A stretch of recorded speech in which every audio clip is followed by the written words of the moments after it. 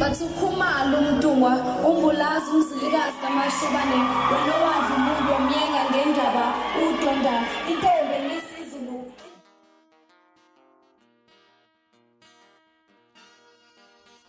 Kulukuthi ukhalatha sengikhona sengiphathi kuyona i-channel yakhe ehamba phambili ngezo mina kuveze ngintuthu ngakhumalo bathi ila sibona amakomenti mhlabe bangabe usemusha like angizophinde ngicela nje ukuthi uyasubscribe ungakhohlwa ukucomment nokulike kanjalo futhi nokushare kwikhona okukhulu kunakho konke bafethu abantu laphana basola ukuthi umthandeni umfoka amanqele ufuna ukungena noNgizwe laphana emcimbini waqashwe kuona ohlelo laphana eNhlamlenze kwiGcwalisa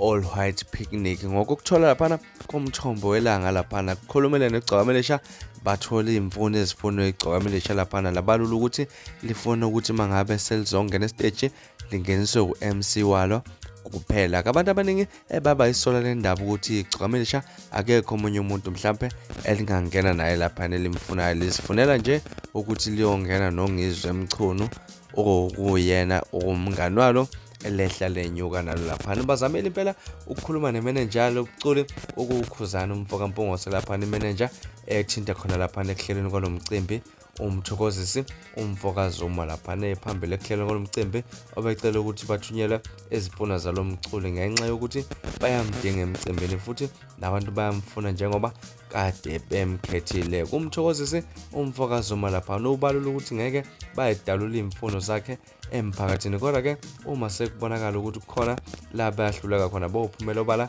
balazisize ngoba akukho kwemfihlo ekuhlelweni kwalomcimbi phakathi kwemfundo zakhe kukhona okungenzeka kanye futhi okunye kungeke kuze kungenzeka kodwa kwamanje kusaxoxisana nalomculo kaMaskandi umthandeni umfoka amanqele lapha nokubhekwa inhlangothi zombili ivumelane ezizoba khona bese ke kuphunywa nesixazululo ekuhlelweni kwalomcimbi okanye eqashweni kukakhuzana umfoka mpongose bafethu injalo nje indaba ethinde lapha nokuqashwa kweGcwalisa mhlawumbe ubona ukuthi iGcwalisa ubani lo muntu elithi lifuna ukuthi lingene naye mangabe selingena eStage lapha abantu abaningi abayisolela uNgizwe umfoka Mchunu sihlanu comment section sidingide le ndaba yizo ebekade sihamba phambili ungakhohlwa ukucomment nokulike kanjalo futhi nokushare kwikhona okukhulu kunakho konke niziphathe kahle nibe nosuku lomlando engithanda khona.